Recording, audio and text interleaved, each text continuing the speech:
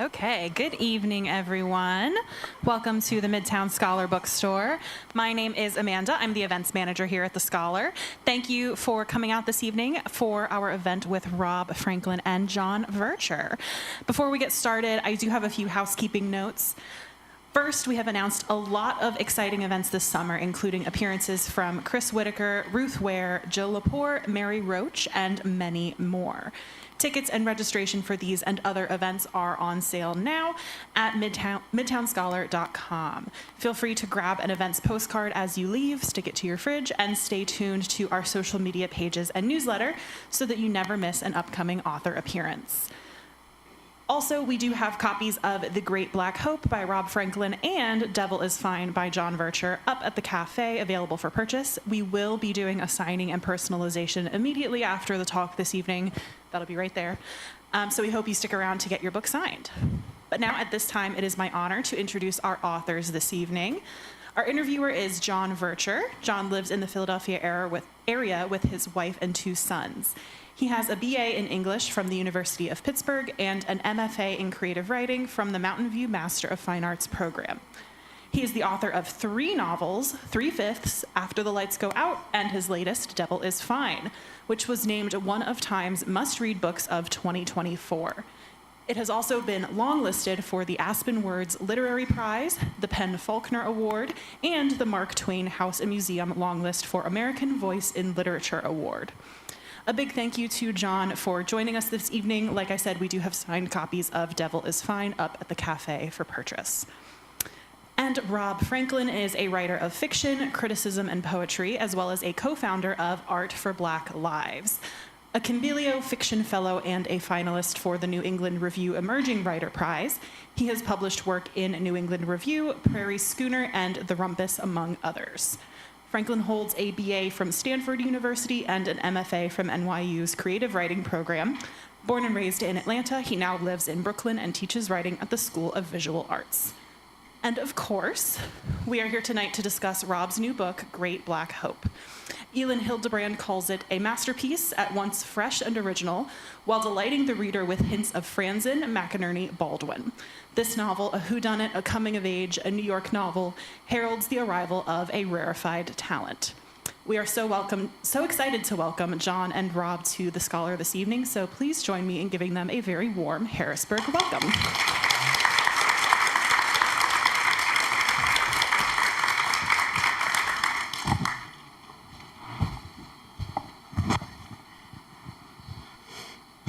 This is very comfortable.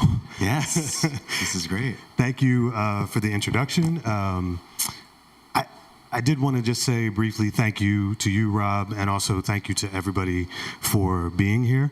It feels like every 15 minutes some new atrocity is trying to take up residency in our consciousness, and I think it's important to acknowledge that we're taking a little time for ourselves to talk about fiction and, hopefully set some of that aside for a little bit, at least for an hour. So we'll try to keep it entertaining so you don't have to think about some of that stuff. But I just want to say thank you to you and thank you to everybody for coming out. Yeah, thanks everyone for being here, and thank you to John as well. Yeah. So we were talking a little bit in the back. I tried to come up with some questions that you haven't already been asked a million times. I'm a word nerd, so there's going to be a lot of questions about craft and sentences, and hopefully it won't put everybody to sleep. But there's a lot clearly for me to ask. I will try to save time for everybody else. But I want to start with the ending, but not the ending of the story, the ending of the physical book, which is your acknowledgments. Sure. Because you said something in there that I appreciate you putting in writing, so I didn't have to say it, which was, now I got to get to it, but it's the very first line of your acknowledgments. I'm trying to think of what that would be. Which is, I have never been the kind of writer who can wake up and immediately get to it. Please talk about that. Yeah, so I mean, I've never been the kind of writer who can wake up and immediately get to it. I generally have to psych myself up or be tricked into it, which is true. I'm kind of astounded. I feel like when I was in grad school was the first time that I got insight into other people's process. And a lot of my friends from my MFA were the kind of writer who wake up, they have a desk in the corner of the room, they immediately go sit down and write for, an hour, 2 hours, whatever. And that is astounding to me. I could never do that because I wake up, I have to go for a run, I have to go shower, change, go somewhere else outside of my house, sit down, get a coffee. And, if I've listened to the right series of songs and I'm reading the right thing, then maybe I can manage to get a few good hours of writing done. And I think so much of the process behind writing this book was figuring out the right combination of things that would get me writing and get me back into the kind of world of the novel. Because ultimately I basically worked on this every day for years. Right. And I had never done that before. I never had such a kind of consistent writing practice. and I thought I wanted to bring that up because I think it's so incredibly important, especially for people that want to write and want to write to get published, because I think there is sort of this idea that you have to do it the way some of our MFA colleagues did it, which that was never for me either. It's still not for me. Like I can't, a daily writing routine literally does not work for me. Sure. More so in the fact that like I'm not at the keyboard every day. I might be in my head every day. Yeah. But it always feels to me that there's a little bit of gatekeeping going on with that. Like if you're not writing every day, you're not a writer. Yeah, totally. You know what I mean? So I really appreciate that that's the first thing you said in your acknowledgments was like, that felt like that was for readers and writers and people that feel like maybe they can't do it because they can't do it every day. Yeah, so, absolutely. Yeah. I mean, I think that there's so many like, some degree of consistency I think is important, but then it's also just like, it's a myth that it has to be done in some particular way. And, some of the most, I know people who are extremely prolific who like think about it for months before they sit down and write a thing. Like, it's just, I think it's so dependent on what works for somebody's schedule and what really just works for somebody's like creative ecosystem. Mm-hmm. So that's great. Thank you. Okay, so I promised that I was going to talk to you about like specific lines in the book, just something that really jumped out. And this one, it felt very current, even though, to sort of pull back the curtain for some people that like these books don't come out like right after they're written, like these tend to be a snapshot in time. But this line felt very current. I wondered if you'd talk about it a little bit. Rather, he'd found, like so many young people, that a casual interest in art making and leftist politics came suddenly at odds with a desire for creature comforts. Just wondering if you could talk about what into that. I love that line. Thanks for calling that one out. So in that line, we're basically learning that the protagonist, Smith, had in college meant to be or planned to be a poet, but kind of quickly discovered or felt that poet was not a job, and kind of finds himself making certain concessions and taking a more kind of like corporate path where he's like doing something that's vaguely related to art but isn't art making. And I think like there's throughout the book there's this kind of like tension between I guess like art and capital, where I was thinking about a lot of kind of like New York texts about young artists. So say something like A Just Kids by Patti Smith, about like two people who were kind of going to give up anything they could or had to in order to make work. And thinking about how like in today's New York, that just doesn't feel possible anymore. It's too expensive. It's not friendly to artists in like 1,000 ways. And I think so many people move to New York because of this kind of like romantic idea of it as like a utopia for artists, and then are very quickly disappointed and like find that they have to make concession after concession and compromise after compromise to survive. And that is a kind of loss of innocence. And I think in the novel, we see characters who are like more actively like engaging with that tension, versus Smith is a character who like almost prematurely, he didn't even want to like move to New York and try to like be a poet full time. Like he kind of immediately made this sort of more pragmatic decision, quote unquote pragmatic decision, which I think says a lot about him as a character.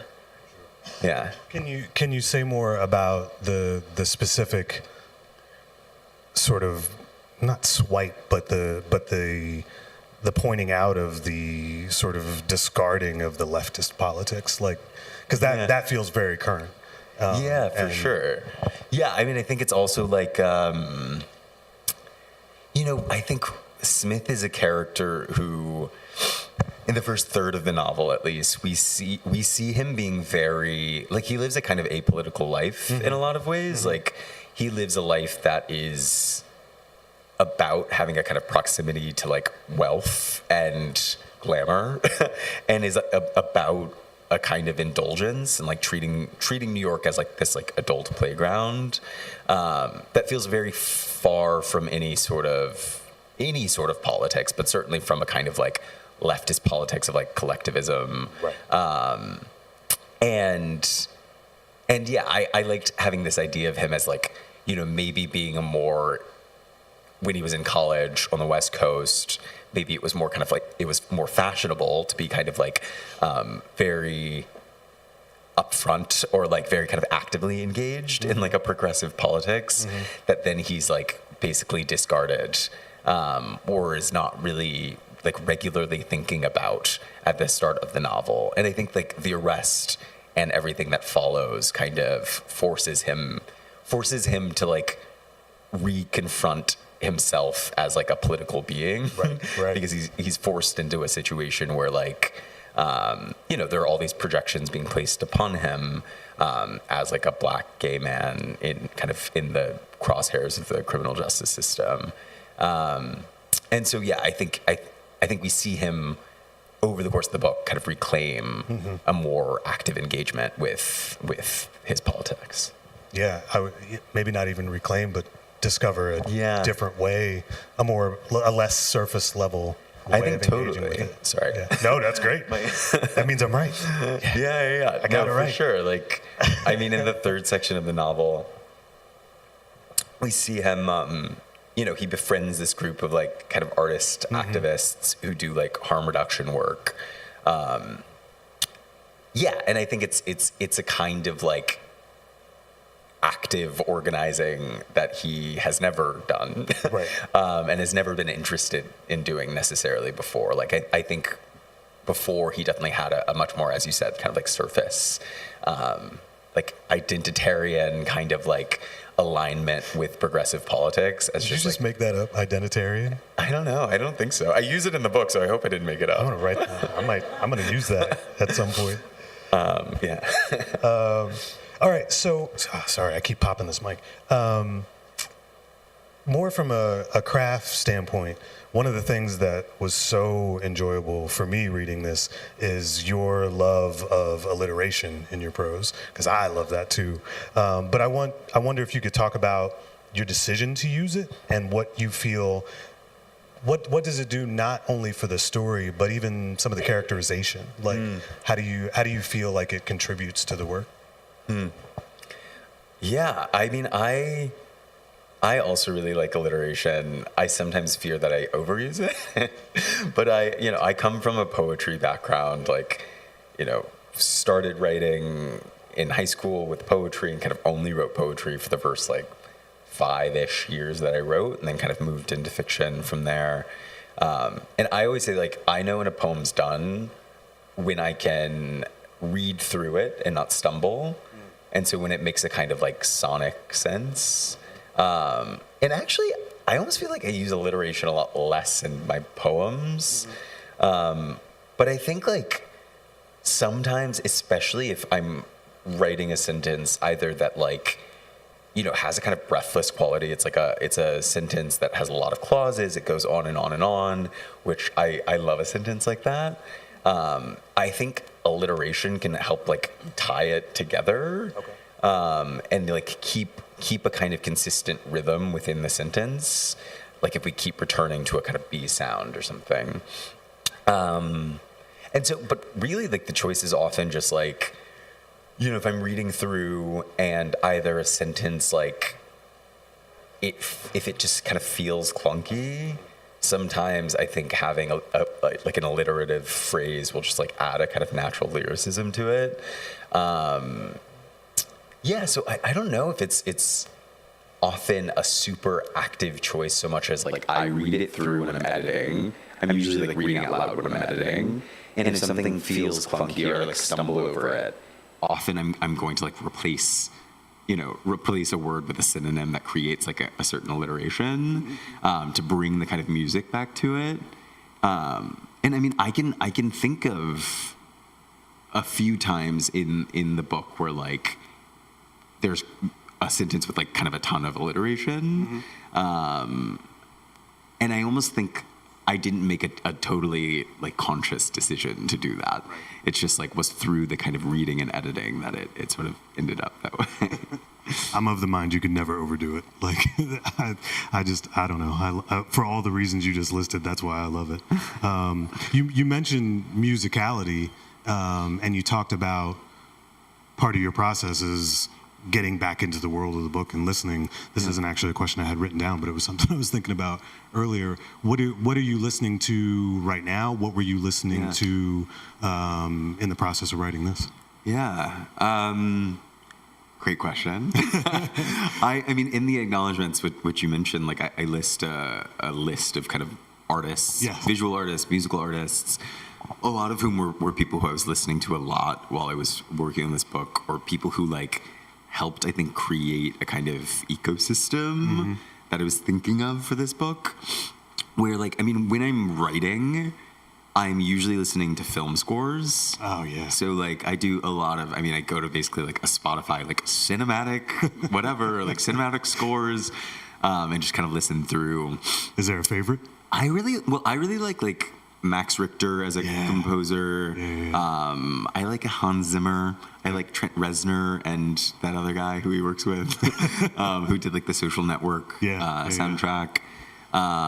So yeah, like often I'm listening to. I mean, I always joke that when I get my Spotify like top songs of the year, very often there will be an artist on there that I've never heard of because I've just like found this one song from a score that I like and listened to it on repeat, you know, for a week and then kind of forgot about it. So yeah, I mean I'm usually listening to scores when I'm working on actual writing, but then I also feel like there were other artists. Like recently, I was putting together a kind of playlist, if only for myself, of like books that are songs that are either mentioned in the book. Or just feel connected. And like on it were, I mean, artists like Frank Ocean, but also, you know, there's like a scene that I really love that has mention of the song Ride or Die by Jay-Z in it. So that's on there. As well as like Solange, Rains in the Sky, like a lot of songs that have a kind of propulsive quality, but also like a melancholy. Which I think the book has. Yeah, I like to listen to songs that put me back in that kind of headspace. What's something you can't stop listening to now? Oh, wow. What have I been listening to? What have I been listening to? I mean, I feel like I'm still kind of looking for a song of the summer. Yeah. Like I don't really have anything I've been loving lately. I'll think on it. I'll get back to you. All right. It's on the spot. It's always hard. I'd have to pull out my Spotify. All right, so back to the sentence level kind of stuff. There was a sentence pretty early on in the book that had me feeling like, is that like that Leonardo DiCaprio meme where he's like, that's it. This line I felt like was, it felt like the conceit of the novel, and I wonder if you could talk about it a little bit. Being wealthy and white had, of late, become unfashionable, at least without the veneer of multiculturalism. One could not seem worldly if one's world constituted only the boarding school set. So they looked to Smith, as to the other brown, queer interlopers who passed through their parties, as a guide to an exotic landscape. Right? Thank you. I mean, yeah, I totally agree that that's like almost one of the theses of the novel. Like I think it's a really good way into the novel, into Smith as a character, because so in that scene where we get that line, he is literally the plus one of his friend Carolyn, who's a kind of wealthy white woman from like a kind of wealthy East Coast like art world family, and he's her plus one to a restaurant opening. And I mean, I think Smith is a character like he is partially drawn to his two closest friends. One we learn has recently passed away, and one is Carolyn, because they offer him entry into these spaces.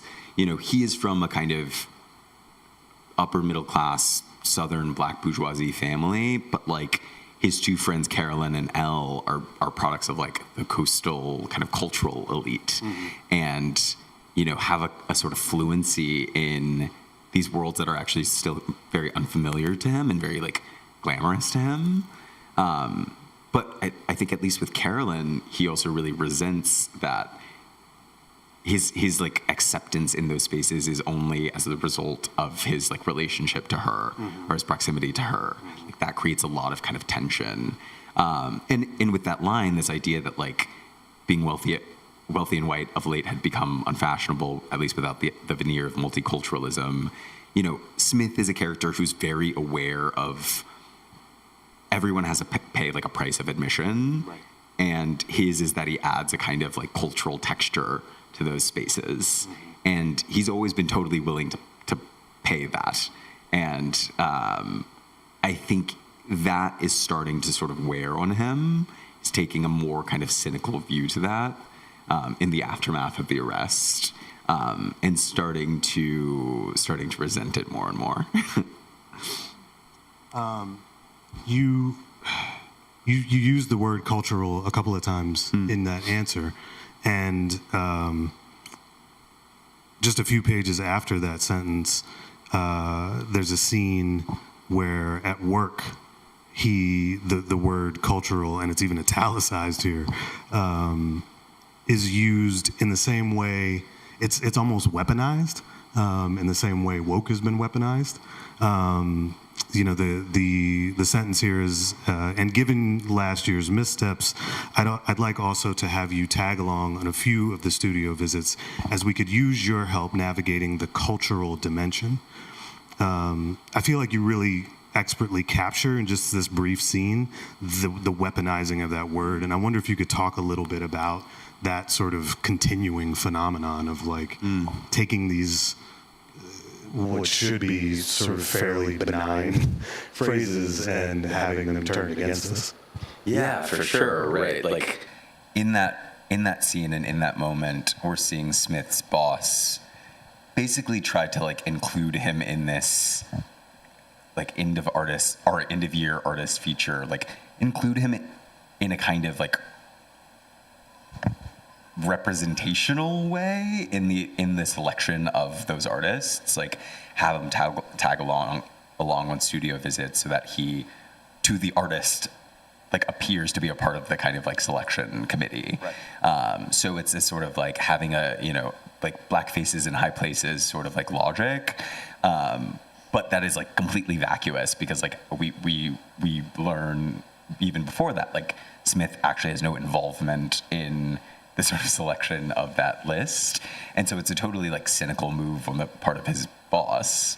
But I think like in the book in general, yeah, we see a kind of, I mean, I've been referring to this book as like, it is quite literally a sort of like post-Obama text where like, it's set in 2019, but I think it also just like thematically is really interested in the kind of like puncturing of like the illusion that like black faces in high places would lead to some sort of like wholesale cultural and structural change.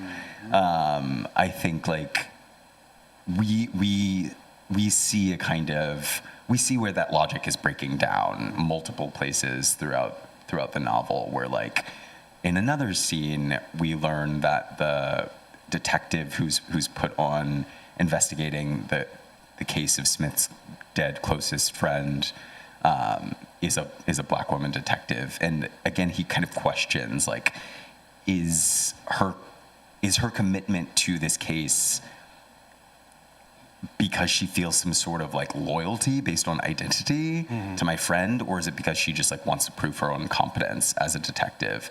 And also like, had his friend been found alive with like drugs on their person instead of dead, like would any sort of commensurate effort been deployed to help?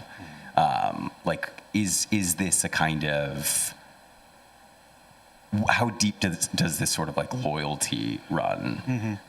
Anyway, so I think like Smith is a character who is often questioning if just like that representation, having a sort of like Black person as the face of something actually equates to any sort of serious change or progress. Right. So you're taking me to a question I had for later, but it makes much more sense to ask it now. There's one of the overarching themes and just feelings that I think this book has, in some ways reminds me of Succession, right? In the sense that like you can have all the money in the world and still be absolutely miserable. But I also sense this sort of undercurrent of being careful about equating Black joy and Black success with capitalism and capitalistic success. I think there was a little while ago, maybe last month, I don't remember when it was, but I think it was Amanda Seales had some video where she was talking about this very thing, right? Like be careful about what you are equating with success and joy, especially in our community. And I'm wondering if you felt like that was something you were getting at through this, and what is it that you wanted to say about that?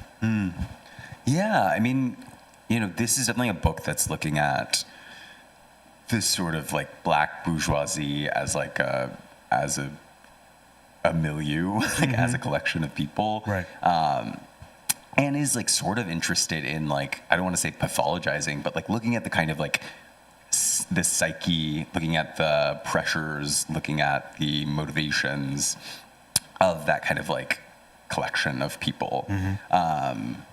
And I do think, there's parts of the book that like have a kind of more straightforwardly satirical tone, right? As they look at kind of like wealth and glamour in New York, that I think I totally was referencing, anything from like A Great Gatsby to A Succession, and like wanting to sort of peel back, the like invisible labor that upholds like the illusion of glamour and like all these things that I think a show like Succession is also interested in. But I feel like in the Atlanta section, which is, the middle section of the novel, is the one that looks most closely at the sort of like Black bourgeoisie. I was really interested in a question of like, how does like a preoccupation with Black respectability politics, with achievement, like a really like legible form of achievement, and with like external presentation, how can that become a kind of like cancer inside of the people who really, really internalize those lessons? And like with Smith's kind of peers, we see that they splinter in these two directions, where like either they kind of adopt the twice as good ethos of their parents' generation, and they go to law school or medical school and they sort of like do everything right, or they rebel against a kind of like confining preoccupation with respectability, and like in that rebellion there are consequences. And we're seeing Smith, who's always been on the former path, in the aftermath of the arrest he's kind of like flung to this other path. And there's just like a real, I think, anxiety in that, and a real like we see this sort of mute like anxiety of this milieu. And I think it's like a slightly different lesson than A Succession would have, which is like money rots people's like values. Because it's more about like, it's about generational hopes and these things that actually are quite like virtuous to try to uphold. And like at best can be very beautiful, but also can become a kind of like confining force in the lives of characters like Smith. And so I hope there's like a little bit more of a kind of complexity there, and it's not like a condemnation. Oh no, I think particularly there was, when you talk about how money rots, I think there's also, when you said that, it reminded me of, I'm going to show my age now, but there's this interview with Richard Pryor a long time ago, where the interviewer was asking about how do we affect change, right? How do we get people into positions of power that can help affect change? And Richard said, well, when you get there, you get changed. He said, but also to even want to get there, you have to be one of those kind of people. That's interesting, yeah. And it made me think that it's not always just the money that rots. It might be that you're already rotten before you get there. Yeah, for sure. You don't answer that here, but you ask that question, I think. Yeah, I was really interested in, like, again, kind of returning to this question of politics and, like, individual success versus collective success, like, interested in the sort of, like, Du Boisian notion of the talented 10th, and, like, how that's, like, innately a kind of, like, messed up paradigm to be like 1/10 of the race is like the talented group that is going to kind of, like, you know, be a boon to kind of the race overall, but also, like, the idea that then the people who are kind of quote unquote in the talented 10th or, like, ascend to some level of power will then, like, reach a hand back down and pull others up, is, like, as I think we've seen, often, like, an erroneous assumption. And I think, yeah, like, I definitely was interested in asking questions about that and, like, what damage to a sort of, like, collectivism that would have been, like, very alive in, like, the mid 20th century, like, what damage to that collectivism have notions like that done? Yeah, because I think, like, Smith's family is very much a product of that psychology. Yeah, for sure. Thank you. All right, now I got off track, so I got to see. Another sentence.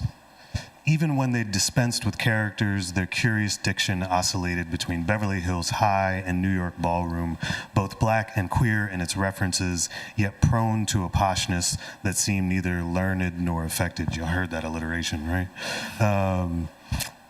There seems to be so much here about language and coding, and I'm wondering if you could talk about the importance of that passage in particular to the novel, and maybe even just in a larger sense.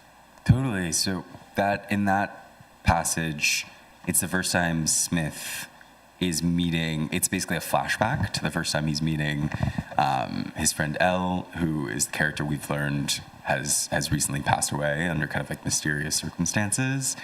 And that scene's really important because it shows the thing that I was sort of talking about earlier, which is, like, how his friendship with her kind of introduces him to this new world that, like, only in that flashback, I mean, that flashback has, I think, a sort of really, like, ecstatic rhythm to it in a way that the sort of present timeline party scenes do not, because it is, like, you know, he's remembering this time when New York had that sense of, like, infinite possibility.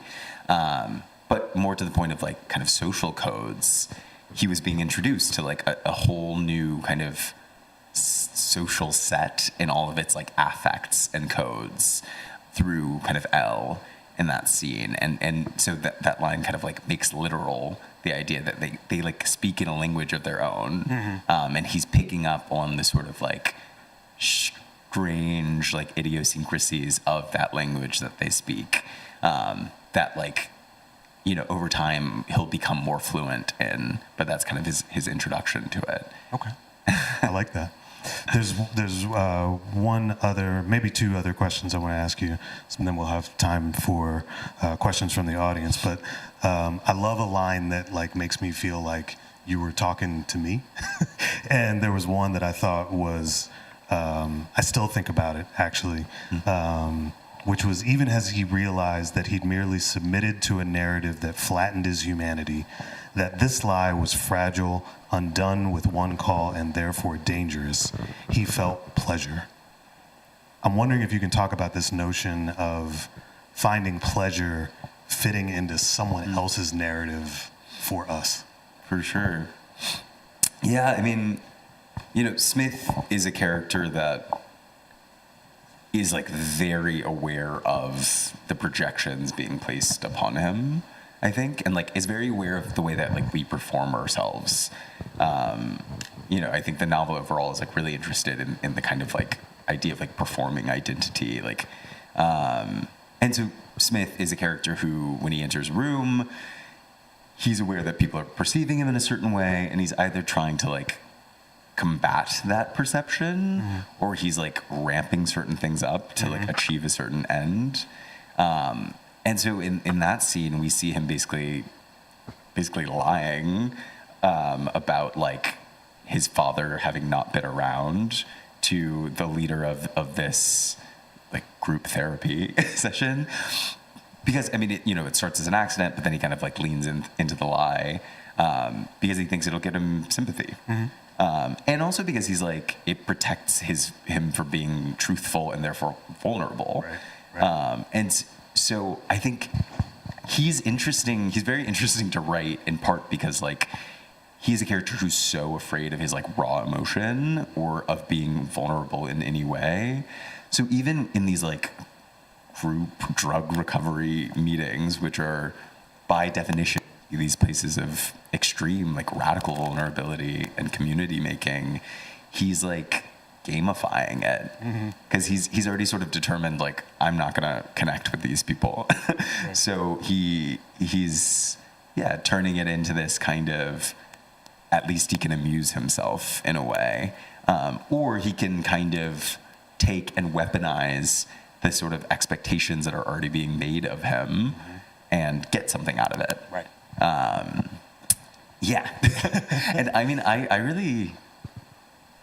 I think I'm really interested in, you earlier used the phrase like weaponizing identity or weaponizing certain language. I'm pretty interested in that, of like how people take the sort of like tools of their own confinement and like weaponize them. And I think we see a few kind of instances of that throughout the novel.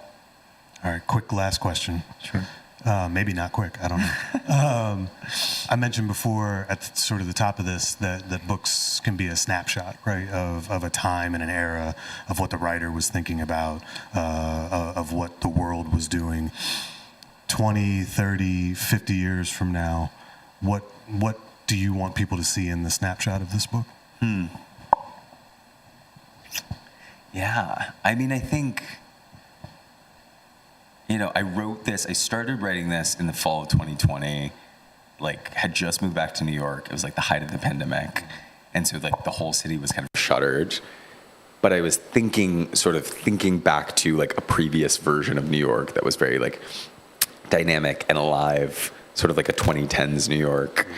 And I feel like one of the things that feels very of this moment that I was, or maybe of that moment even more so, like that I was really interested in capturing was like how these relationships, because like I do think fundamentally this is, it's in some ways a political novel. It's about the racialized criminal justice system and all sorts of things. But like, it's a novel about relationships and about really deep friendships and family relationships, and like how these friendships are tested by like external systems and pressures.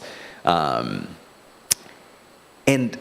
I think, like the way in which everyone in this book, everyone is like trying to show up for one another, but often failing because they can't totally understand another person's experience, feels to me very like late 2010s, like the kind of attempts to be like good allies to one another, and all of the ways, all of the obstacles to that, the kind of unbridgeable obstacles to that, and yet like how love ultimately like helps them transcend. And I hope that still feels relevant in 20 years. There it is. All right, thank you. Thank you.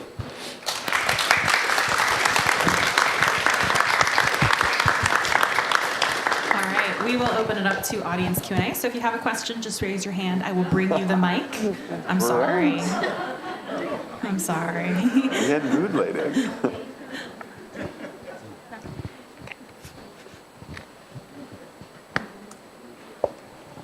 Questions? Yeah. Iconic. Thanks. Okay. Oh my God. Hi. Hi. Hey. We know each other. Yeah. That's my response. You're going off guard. Since I know you're a poet and you said that, as a poet and a short story writer, how was the transition to a novel? Was it easy? Was it difficult? What advice? And also, going back to your other comment I liked, how did you know your novel was done? Great question. I'm not a plant. Yeah. you didn't feed this to me in advance. So going from writing short stories and poetry, I didn't really, well, I guess I had written a couple short stories, but so obviously like a novel, it's a completely, I feel like poems taught me that the organizing unit of writing is like the syllable, not even like the sentence or the word. Like a line should should have a certain rhythm. It should have a kind of sonic sense. And like when I'm writing, I'm trying to pay attention to it, at that level. Like, for me, not everyone agrees with this, but like I can read a page of writing that I don't literally understand what they're trying to say and still like get a lot of pleasure out of just like the turns of the language and the rhythm of the language. Yeah. Anyway, so I mean, I think like that is what poetry gave me, as well as like a sense of just like tone, where like often I'll enter into a scene not totally knowing what's going to happen, but I know how I want it to feel. And I think that that's also like maybe the kind of poetic sensibility. And then short stories, I mean, I think I actually had attempted, I have this other novel manuscript that I worked on before this one. And I think working on that novel really like taught me how to write a novel, where I came to understand like a lot of my own shortfalls as far as like plotting and developing a kind of character arc that I then like internalized before I started working on Great Black Hope.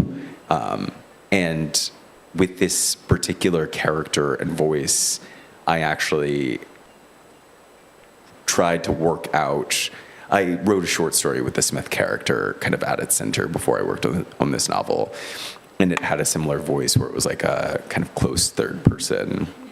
All this to say, like, I think I was able to test out things in this other sort of like abandoned novel project in short story form and in poetry that then like I was able to maybe do at a kind of higher level once I was ready to write this novel. Thank you. Awesome. Thank you. Thanks for being here.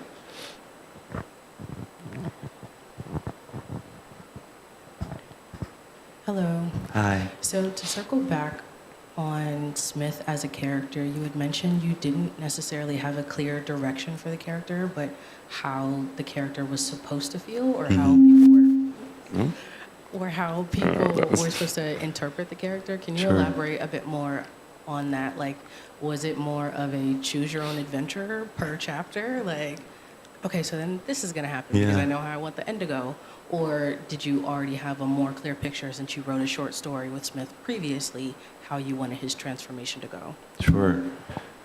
Great question. Yeah, I mean, so I started working on this book basically like the day before my 26th birthday. So at this point, like 6-7 years ago.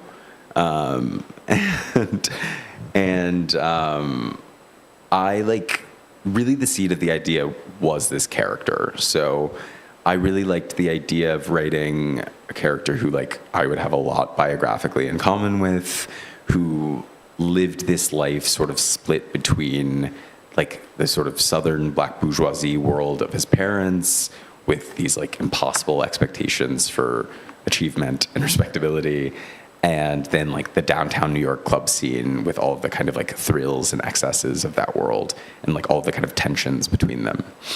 And I didn't know what the plot was going to be, but I like sat down and kind of wrote like a character sketch of Smith. And then I put it away for years and came back to it in grad school.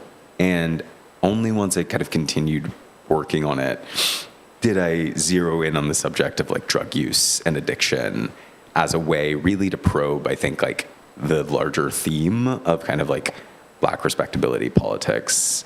And so I feel like in the first draft, I had a really strong sense of the character and a strong sense, because I'd worked on that short story, of the voice. I wanted it to be like wry and punchy, but also capable of like these moments of heart, and capable of a kind of tenderness. And so, yeah, I wrote my way through this first draft, not really knowing what the plot was exactly, but like having a sort of constellation of ideas. And then I showed it to a good friend who described it as a takedown of Black respectability politics. And I was like, oh, that's so interesting. Like, I probably wouldn't have described it that way, and still maybe wouldn't. But only through kind of going back in and editing with that in mind and a couple other sort of like thematic backbones in mind did I sort of land on a cleaner like plot structure. So yeah, I mean, I think I approached it with like character and themes in mind, and the actual plot sort of came together through the edit. Thanks. Hi, thank you both for being here tonight. This is great that you could come out and share the book with us. I think at least more than one review mentions Edith Wharton and Henry James as shadow people in this, and I was wondering how you felt about that, if that was something you identify with, and if there are works of theirs you identify with, or more recent. I mean, that's a big jump of 100+ years. Yeah. I mean, and from what I gathered tonight, my first image is Bright Lights, Big City as kind of a parallel, but now that is 20... That's 40 years old. 45 years old. Or, you mentioned Patti Smith, more than really Robert Mapplethorpe is from New York, so he's not coming there. So, yeah, sure. Who in that pantheon, and also who were the visual artists that kind of drew you in as well? Yeah. Yes. So, I mean, I would say the comps that the book gets most are probably Bright Lights, Big City and Bonfire of the Vanities by Tom Wolfe. I mean, I was definitely thinking about a lot of kind of like New York City novels that, are kind of these like novels of manners in a way, that are looking at like the social codes of different scenes in New York, are looking at wealth and glamour in New York and the way that it operates and what it says about power. And so like, yeah, everything from, I haven't actually really read Henry James, but I've read some Edith Wharton and, read Age of Innocence and really I'm definitely interested in like how social codes kind of govern these different spaces, and having a really close attention paid to how those kind of social codes manifest, and how even in a conversation between two people, you can see them like vying for power based on certain like subtleties, which I think is something that a lot of like early 20th century writers did super well. But everything from like a Wharton to a Fitzgerald, to like Jay McInerney and Bret Easton Ellis definitely were also inspirations.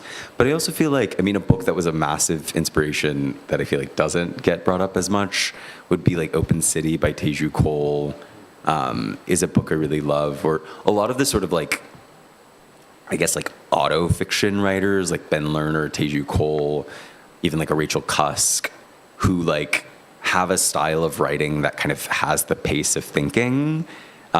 And, writing these kind of like novels of ideas that take place in, at least for Ben Lerner and Teju Cole, in New York. I was also definitely thinking of them as an influence. And then on the other side, not just looking at kind of like social codes in New York, wealth and glamour in New York, but looking at like race and class and like the kind of Black bourgeoisie, like Negroland by Margot Jefferson was a massive influence, as well as the book White Girls by Hilton Als. Those were both texts that I think just like their approach to identity felt super distinct and instructive as I was working on this. I'm just thinking 6 Degrees of Separation as a play sounds like some of this is rubbing up against that. Yeah. Where the white power elite and this young man looks to come into this world, and even at the end, with getting out of prison, he's like, "Well, I just put you nice chairs to start my collection." I've seen there's an adaptation with Will Smith, right? I've seen that. I haven't seen the play, but yeah. I mean, I also feel like there's so many things that it's so funny. Like I'll rewatch a movie that I saw once 12 years ago, and I'll hear a line of dialogue and I'll be like, oh, I kind of stole the like pace of that. Like that was living somewhere in my subconscious all this time. I had no idea that it was an influence on me. But like I'll watch an episode of like Gilmore Girls and I'll be like, oh, I was thinking of that when I wrote this, and I had no idea. And so I mean, there's so many kind of unsung influences. I do that with friends. Any other questions?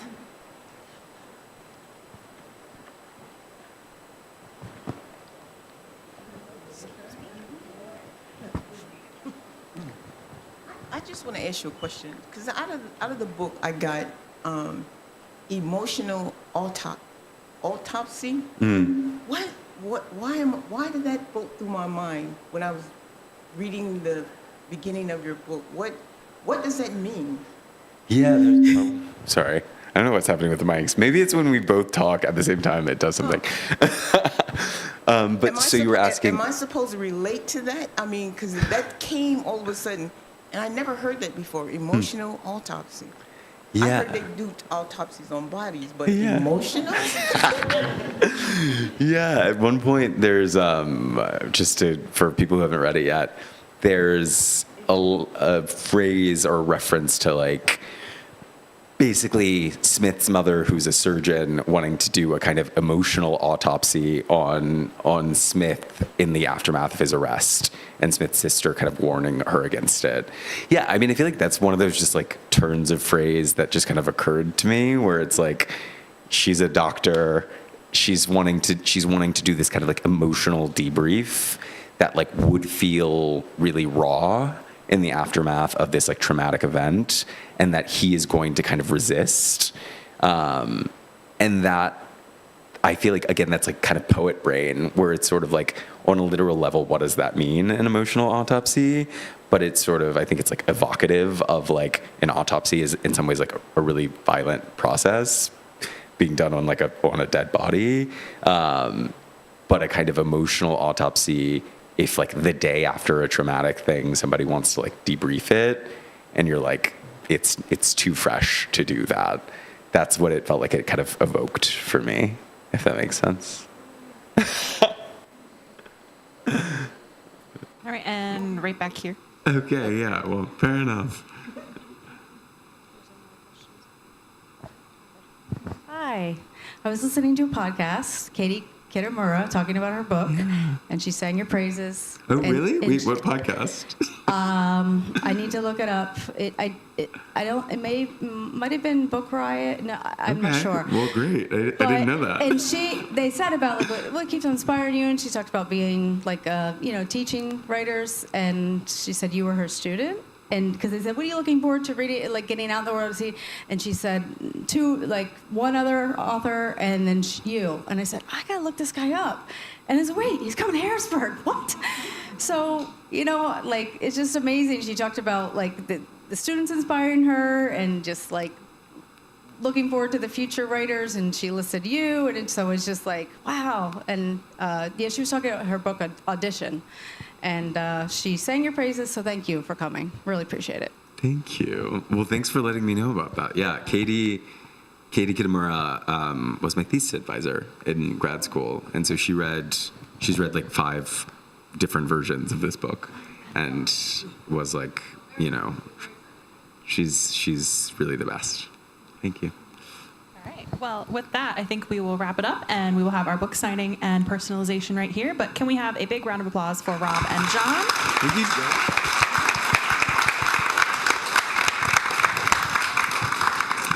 Thank you all so much for coming. Thank you both. We do have copies of both the authors' books at the cafe. Have a great night, everybody. Thank you.